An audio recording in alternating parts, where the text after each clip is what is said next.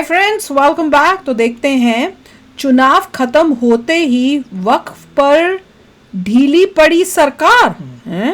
वक्फ JPC ने मांगा और समय, हिंदू के साथ खेलवाड़। नहीं, ये तो हमें पता ही है कि जब मोदी जी को ज़बरदस्त मेजॉरिटी नहीं मिली है तो वक्फ अमेंडमेंट जो एक्ट था उसको पीछे हो गए हैं वो। चलो राइट, वीडियो शुरू करते हैं। वीडियो शुरू करने से पहले अगर आप चैनल पर नए हो और आपने अभी तक सब्सक्राइब नहीं किया तो जल्दी से पहले सब्सक्राइब के बटन और बेल आइकन को क्लिक कर लो ताकि आपको हमारे सारे न्यू वीडियोस के नोटिफिकेशन मिल जाएं जैसे हम अपलोड करें। दूसरे 2 चैनल्स लिंक्स हैं डिस्क्रिप्शन बॉक्स में, उनको भी आप सब्सक्राइब कर लेना, वहाँ पे भी आपके रिक्वेस्टेड वीडियोज आ रहे हैं। अगर आपको वीडियो पसंद आता है प्लीज़ लाइक कीजिए। चलिए शुरू करते हैं। नमस्ते, आप सभी से अनुरोध है कि कृपया हमारे चैनल को सब्सक्राइब करें, वीडियो को लाइक करें और शेयर करें।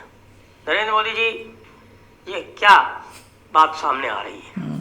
ये है वक्फ बिल के लिए अधिक समय लेने का निर्णय वक्फ, मैं तो वक्फ वक्फ बढ़ती रहती हूँ। जेपीसी ने अपने आप लिया है या आपके संकेत से लिया है? वैसे जो हम जानते हैं पद्धति जो है भारतीय जनता पार्टी में, लगता तो नहीं कि जेपीसी ने अपने इनिशिएटिव से, अपनी पहल से लिया होगा ये। तो यदि यह संकेत आपके यहाँ से गया है तो भाई क्यों गया है? क्या? क्योंकि ये वक्फ बिल जो है ये केवल एक चुनावी जुमला भर नहीं था। इस वक्फ बिल के कारण आपका जो पूरी तरह से नहीं तो काफ़ी हद तक जो आपके ऊपर से आपकी ही जनता का, आपके ही वोटर का विश्वास उठ गया था। जो आपने देखा कि आप 303 से 240 पे आ गए, तो ये जो हुआ था ये इसीलिए हुआ था क्योंकि लोगों को ये लगने लगा कि साहब आप केवल बातें करते हैं, जुमले देते हैं, और जो ये बातें हिंदुत्व की करते भी हैं तो वो केवल वोट के लिए करते हैं, उसमें आपका कोई मैं तो नहीं मालूम करती। आपका कौन ऐसे लोग हैं जिनको मोदी जी पे नहीं यकीन? विश्वास नहीं है ना, उसमें आपके कोई गंभीर विचार है। और ये किस लिए आया लोगों का कि देखिए 2-3 ऐसी घटनाएं हुई जिसके कारण जो है वो याद दिलाना चाहूँगा कि 303 से 240 ऐसे ही नहीं आए थे। 330 से 240 आने के कम से कम 3-4 प्रमुख कारण थे, और उसमें एक प्रमुख कारण वो था जब पश्चिम बंगाल में 2021 में चुनाव जीत गई ममता दी, और उसके बाद फिर जब आपके कार्यकर्ताओं के ऊपर उन्होंने बर्बर अत्याचार आरंभ किए तो आप चुपचाप पीछे हट गए। आपने कुछ भी नहीं किया उन कार्यकर्ताओं को बचाने के लिए। कार्यकर्ताओं के लिए उस समय आपके यहाँ से एक ट्वीट भी नहीं आया कार्यकर्ताओं के समर्थन में, क्योंकि संभवतः यही बड़े लोगों की महानता होती है कि जो उनके साथ में खड़े होके और मरने के लिए तैयार हैं, उनको जब आवश्यकता उनकी नहीं रह जाए तो उनको वैसे ही छोड़ दिया जाए। लेकिन ये है पुराने राष्ट्रीय स्वयंसेवक संघ का, पुरानी भारतीय जनता पार्टी का, जनसंघ। मोदी जी ने कंडेम नहीं किया होगा? किया होगा, मुझे तो नहीं था।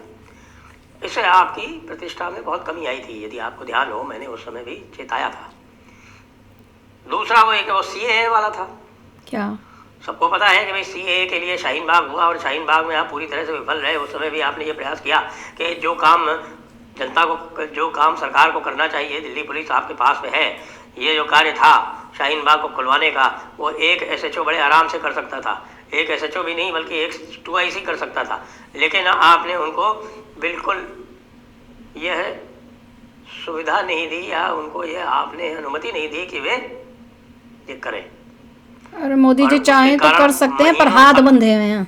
जनता You can't do so much stuff इतना एकदम से। संभवतः दिल्ली चुनाव में लाभ हो जाएगा। हुआ उसका ठीक उल्टा, और न केवल दिल्ली में हुआ, पूरे भारत में इस वजह से आपकी बद पिटी। और आपने उसको नोटिफाई भी कर दिया, और नोटिफाई करने के बाद फिर 3-3.5 साल तक आपने उसका रूल्स के बहाने उसको रोके रखा। इसका इम्पैक्ट पश्चिम बंगाल के चुनाव में भी आया, जब मतुआ कम्युनिटी आपकी तरफ से पूरी तरह से विमुख हो गई। और पश्चिम बंगाल में आपकी जो क्रेडिबिलिटी थी, विश्वसनीयता थी, उसको इतना धक्का लगा कि वो अभी तक रिकवर नहीं हो पाई है। कहाँ पे? वेस्ट बंगाल में? कहाँ बोले?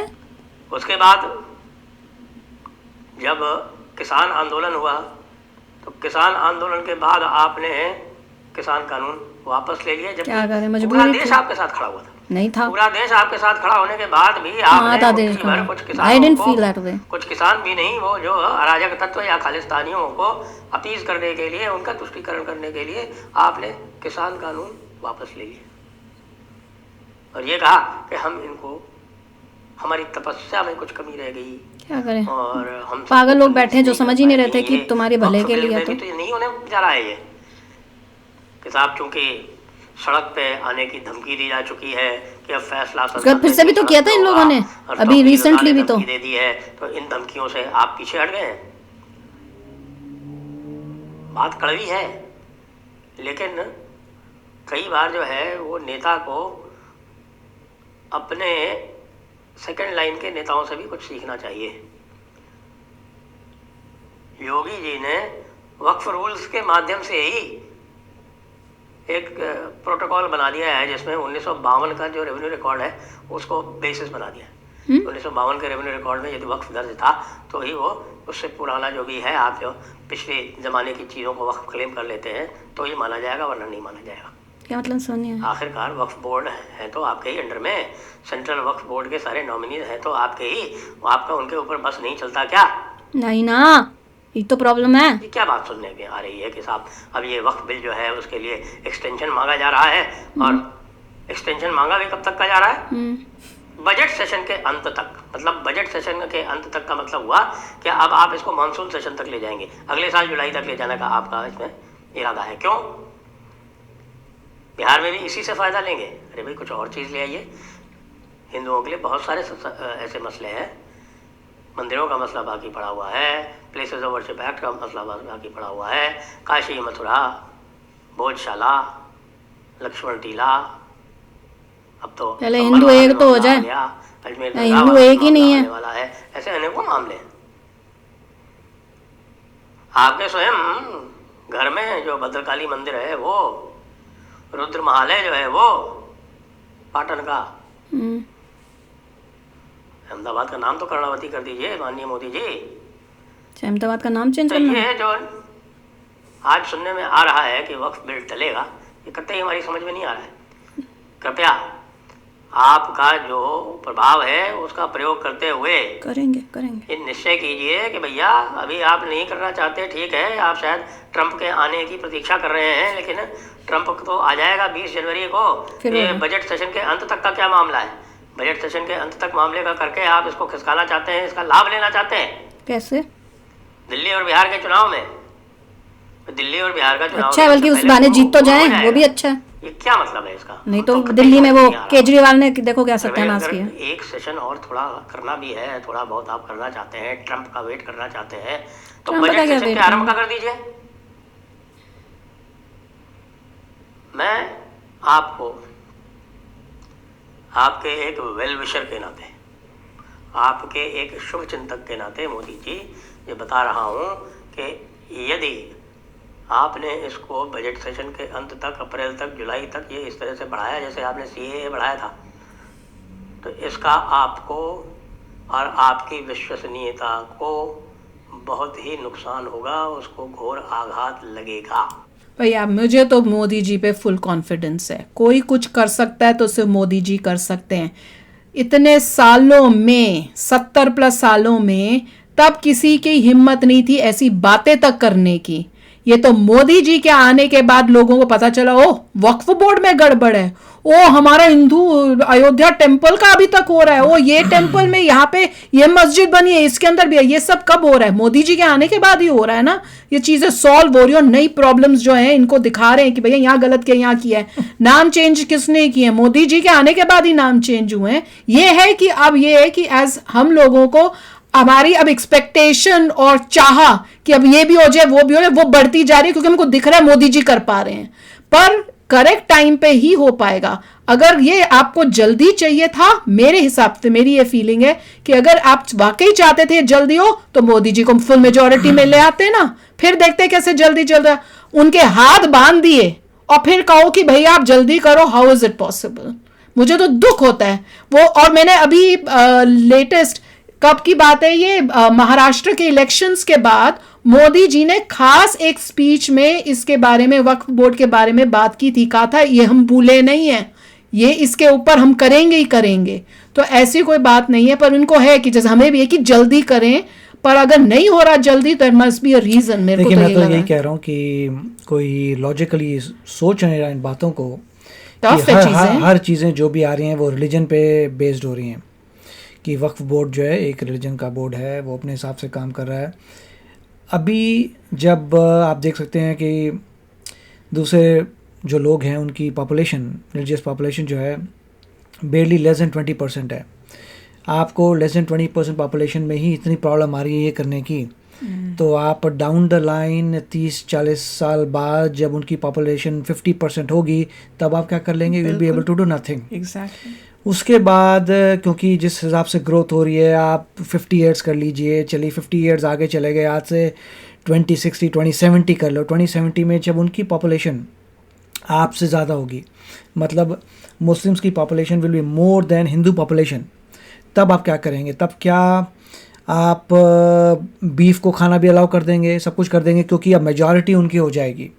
देन एवरीथिंग जो आप करेंगे, you are a minority. Then सब लोग कहेंगे कि मेजॉरिटी ऑफ द जनता जो चाहती है वही होगा, right? So down the line there are major issues.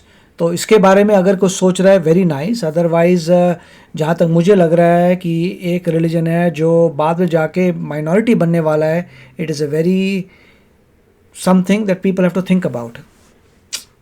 Alarming है यार, राइट। और ये कोई सोचता नहीं है। मैं तो सिर्फ लॉजिकल स्टैंड पॉइंट से बोल रहा हूँ कि अगर आपकी अभी 20% पॉपुलेशन है मुस्लिम्स की, आप अभी भी आप लेके नहीं आ पा रहे, तो जब उनकी 60% हो जाएगी, क्योंकि ग्रोथ रेट फास्ट है, 60% हो जाएगी, then what will you do? Nothing basically.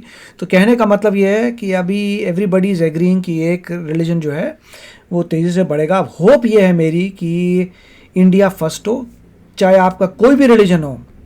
अगर आप इंडिया फर्स्ट में ही जाते हैं, मुस्लिम हो, हिंदू, कोई भी हो, सब बोले देखो भाई कंट्री फर्स्ट है, उसके कॉन्स्टिट्यूशन चलेंगे, अच्छा करेंगे, सबको करेंगे, then everything is okay, doesn't matter क्या रिलीजन है किसी का। अगर इतना होता तो ये प्रॉब्लम्स आ ही नहीं रही। मगर अगर एक रिलीजन वाले बोलेंगे हम ज़्यादा रिलीजन में, हम सबको चेंज करने चाहते हैं, मेजॉरिटी बोलेंगे हम खुद ही चेंज हुए हैं, पहले तो बाहर से लोग आए, खुद ही चेंज हुए, औरों को भी चेंज करेंगे, पूरा राष्ट्र चेंज कर देंगे, तो मेरे ख्याल से देखना चाहिए कि जो एग्रेसर्स आए थे उन्होंने इतना डैमेज कर दिया आपकी कंट्री में। कहाँ आप इन एग्रेसर्स के आने से पहले एक रिलीजन थे, वो एग्रेसर्स आए, इतना डिंग मार गए कि पूरी कंट्री जो है दूसरे डायरेक्शन में अब जा रही है। It is unfortunate, but people intelligent होंगे वही सोच सकते हैं। गरीब इंसान तो लगा रहे, उसे पता नहीं लगेगा हो क्या रहा है, तब तक सब कुछ खत्म हो जाना है। चलो यार, शेयर करना आप भी अपने थॉट्स। चलते हैं, मिलेंगे नेक्स्ट वीडियो में बहुत ही जल्द। Till then take care and bye bye. तो अगर आप मेरे इस चैनल पे नए हो तो जल्दी से सब्सक्राइब के बटन को हिट करो और बेल आइकन को क्लिक करो, ताकि आपको मेरा जब नया वीडियो मैं लगाऊं आपको उसके बारे में जल्दी से पता चल जाए।